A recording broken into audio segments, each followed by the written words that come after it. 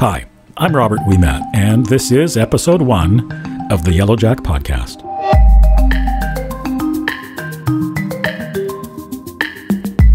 So, what is a yellow jack?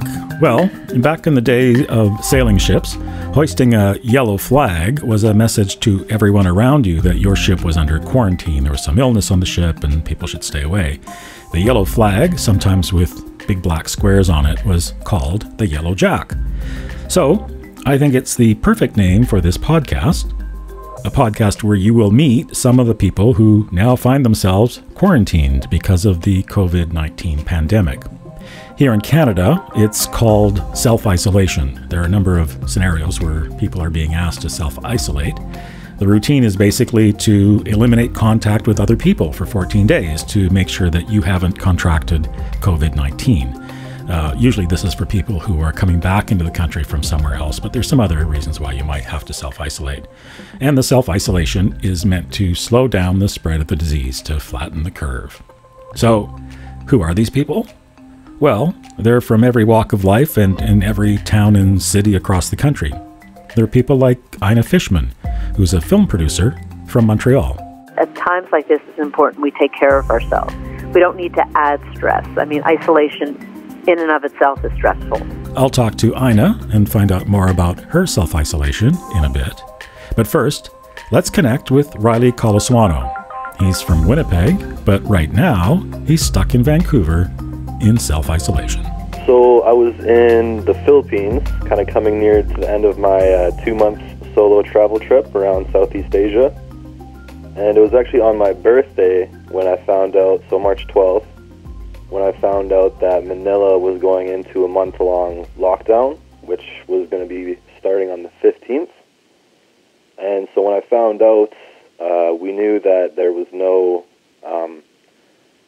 flying in and out of Manila, but we weren't too sure if it was international travel. But I had flights from Manila to Bangkok scheduled for the 17th, and then from Bangkok to home on the 19th. So obviously, I wouldn't have been able to get to Manila regardless with my current itinerary. So I quickly booked flights out of the Philippines to Singapore for the 14th. And kind of while that was happening, a few other cities around the Philippines started going into lockdown with even shorter notice. So luckily, I was able to get out of the Philippines before getting trapped there, like a few other people that I had met in the Philippines unfortunately did. So then from Singapore, I was able to make it to Vancouver via Taiwan, and it was a kind of a hectic 48 hours, but I made it here eventually, albeit with no sleep, but I'm here now and hanging out in some quarantine, so it's good. Yeah, so you were sort of hopping a little bit ahead of the lockdown. So you just talk to me about being in another country far away from home, and suddenly you hear from people, oh, they're going to lock the country down in a couple of days. That must really get your heart going. Yeah, it was as I said, it was my birthday, so we had a few drinks in us, and for the group I was with. And yeah, as soon as you hear that news, it definitely sobers you up real quick, and you're kind of instantly on your phone checking the news source.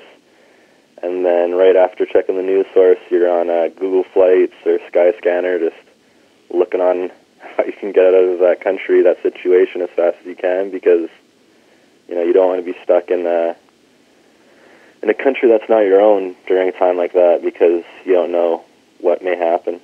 Yeah, so a lot of people right now are trying to get home and are finding it hard because the flights either aren't there or they're getting canceled. So you are lucky, but you're still really not home. You got to Vancouver, and because of the 14-day self-isolation rule, you are stuck in Vancouver for a little while. How many days have you been back in Canada so far? So I arrived back on Sunday, so Sunday night, and today is Thursday, I believe. So yeah. I've been here for a few days now. So you've got a week and a bit to go still before you can go home. Can you talk about that, like the self-isolation? It's a kind of a weird concept for most of us, although all of us are hearing about it now. But when it first occurred to you that you're going to have to do that, what were you thinking? Well, like you said, being from Winnipeg, I'm not a huge winter activity guy. So especially during university over winter break, I kind of did my own self-isolation at home anyways. Okay. Yeah. So I'm not too unfamiliar of staying home and just kind of doing my own thing, especially when it's minus 30 degrees outside. There's really no reason to go out there. So I've kind of got my own. I'm kind of used to staying in, watching Netflix, browsing the internet, playing some video games here and there. So now you're but that's all you can do now, right? Yeah. So when you don't have the option to do anything else, it's a little different. Can you imagine doing this without the internet, though? Yeah, I assume I'd read a lot of books. That's for sure. And I'm sure I'll still read a few books, but if I had no internet, it'd be odd, right? Yeah. Now, what's the first thing you want to do when you get back to Winnipeg? Oh, I'm not too sure, honestly. I think as much as I find the dogs back home annoying, I'll probably play with my dogs a little bit. All right. Well, best of luck with your stay. And have you found a favorite cleaning product? Have you got a favorite amongst the disinfectants that you get to use? Probably the bleach mix, I'd say. It seems to work the best in my unprofessional opinion. Okay.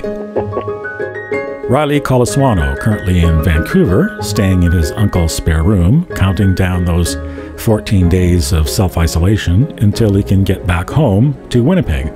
Though why he'd want to leave the green grass of Vancouver for the snowy streets of Winnipeg is anybody's guess. Up next, Ina Fichman. Ina's a film producer from Montreal who also spends part of the year in Los Angeles, and that turns out to be part of the problem. Here's her self-isolation story. Well, basically, I spent every winter in Los Angeles and, realized, I guess it was last week, that I should probably come back to Canada sooner rather than later.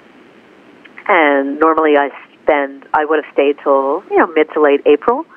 So I got a plane ticket, and obviously, having been in the States, I feel it's my social obligation to self-quarantine. I mean, nobody is saying it's mandatory, but I think it's really important that we all do what we need to do during this crisis. Yeah, and if no one else has said thank you to you for doing that, I'm going to say thank you to you for doing that because, it's important. People aren't being mandated, but as you say, we're being asked to do it if you've been out of the country or that kind of thing. How many more days do you have to go?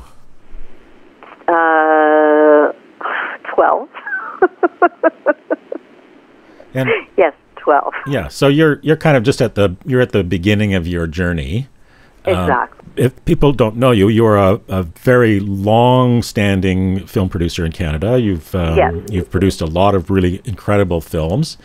I'm imagining that your normal work is sort of partly remote because you're dealing with people all over the world, but then the other part of your work is very much in close proximity to people. Yeah, I mean, the strange thing about, not strange, but my work involves a lot of travel. And I generally don't go on film shoots, but I go to film festivals and film markets all year. And my busiest period was actually starting very soon, where I'd go to Hot Docs and then to Cannes and then to Sunny Side of the Dock and then to this event in Israel and on and on and on until July. And then I have a little break and then I travel again. The flip side of it is because I do so much international business, I'm used to doing Skype calls and Zoom calls and emails and Google Docs and just communicating with my colleagues in multiple time zones all of the time. Yeah, so it's kind of you've got kind of a real mixed bag of activity. So in some ways you are able to do what you were doing before, but in other ways you can't do any of the stuff you were doing before. Well, exactly. Like I was getting ready. I had a film that was showing in Tribeca, and then I had 3 films that I'm associated with showing at Hot Docs. And then I was off to the Cannes Film Festival because one of my VR projects is being, shown in their section as well, and and on and on. And of course, all of that has been canceled. So at a time when I'm usually getting ready for a crazy amount of travel, I'm actually going to be doing no travel. Have you got people to help you? Like, do you have family around you that's helping you while you're self-isolated, or how's that working? Yeah, so my son actually went, and I sent him a grocery list. My son's 25, and he bought everything I needed except the eggs. Whatever, just won't eat eggs for the next few days. And, so that was really helpful. And, it's a little weird sitting at home, but, when I'm in Los Angeles, I work out of my place there, so there are days when I don't go out that much. But I guess for many of us, it's like not having the option to go out, to even go have that coffee or see a friend or a colleague or have a face-to-face meeting. And, I luckily have nothing that is filming until the earliest July. So I don't have any shoots to cancel, but I do have a film in post-production where my director from Israel was supposed to come to Montreal, and she was very determined to come, and then they instituted a lockdown in Tel Aviv, and she's pregnant, and she realized, if I go to Canada and then can't get back into Israel or have to quarantine myself, that's going to be pretty crazy. So she didn't come. And also, a lot of, some of the smaller studios are staying open, the sound studios, but even trying to do this in normal times, it would be challenging but doable to do post-production remote. I could send her the online, which is the final edit of the film, and she could look at it on a big screen in Tel Aviv. But she can't even do that. Yeah, so... because all those places are closed. Yeah, so do you find yourself like every day kind of going, oh, I'm going to do this. Oh, no, I can't do that. Well, I'm trying to be as flexible as possible. So, for example, we were supposed to record narration next week, and her producer, because he's been busy, trying to organize his business, hasn't gotten around to finalizing with her and me the final narration script. Well, we moved it by a week. And, it was so funny because I called up the casting agent, and we have a really very well-known Canadian actor, R.H. Thompson, doing the narration.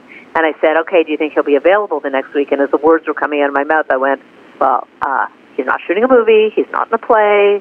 Everyone's available, yeah. Right? And of course, he's available.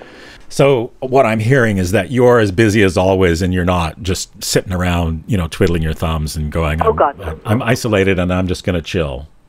No, although I'm trying to chill a little more. Like, I'll stop work at around 5, and I'll, maybe watch a little junk on Netflix and, and take my dog for a walk, and a little more, because I feel that at times like this it's important we take care of ourselves.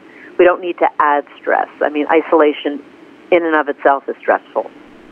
Does something like this, as a creative person, does something like this give you ideas around like a film you'd like to make or a documentary you'd like to see done about this subject? Or the biggest irony is one of my main productions now is a film about the gig economy. Right. So we have finished filming. This is the one that we pitched at Good Pitch. And with Shannon Walsh, the director. And like now, Shannon and I had a call this morning, and I'm like, maybe we need to go back to our characters. And obviously we can't film with them because we can't film. Nobody can leave and go travel or whatever. But maybe they could do video diaries, and maybe we could do Zoom or Skype interviews with them, just to get an update about how things are going in this new reality for them. Right. And so for people that don't know about the film, could you just give us a quick précis? I mean, I saw the pitch, so I know a little bit about it, but yeah, most people it's a film won't. about this new economy of gig workers who are working for companies like Uber and Lyft and Deliveroo and TaskRabbit, and just, looking globally at how this new way of working has changed the way we work with each other and the rules of the game as it pertains to work. And the irony is one of the major pieces of that is the fact that they have really very little protection. Well, exactly. There's freedom, but there's no protection. So people, like some of our characters, probably wouldn't have other jobs for whatever reasons. In France, we have someone who's a migrant, and he would have never had a job, unless it was for the gig economy. But at the same time, this is a new way of working. We're not going back to 9 to 5. So how do we cope with that? How do we manage it? How do we legalize it? How do we protect the workers? All of these questions are things that we deal with in the film. So the irony is, this is a sector, I mean, everyone's going to be hit economically by this crisis. But the gig economy is something, I mean, every day there's another article about how this is impacting, these workers worldwide. So of all the films I'm working on, this one is, so relevant, so pertinent to, the new world order that's happened as of January. Yeah, and it's interesting to wonder how this crisis will affect, legislation and a variety of other things. Well, also, for the first time, governments are realizing, and legislators, that, hey, not all everyone on the workforce is eligible for unemployment insurance, right? Yeah. So how do we deal with the freelancers and the gig workers? And they're actually dealing with everyone because they don't have a choice. Yeah. COVID-19 is forcing us to rethink a lot of things. So I actually think that as horrible as it is right now, there's no question, maybe there'll be some lessons learned. Maybe. We hope. That's Ina Fichman in Montreal. On the website, you'll find some links to information about COVID-19. There's some information on the film Ina mentioned that she's been working on. And there's some other stuff too. You can leave comments there. Also, if you are stuck in self-isolation right now, I can't think of anything more fun for you to do than be a guest on the Yellowjack podcast. If you're interested, just drop me a line at info@podcasthouse.ca or fill out the form on the Podcast House website. That's www.podcasthouse.ca/Yellowjack. That's it for this edition. I'm Robert Ouimet. Talk again soon.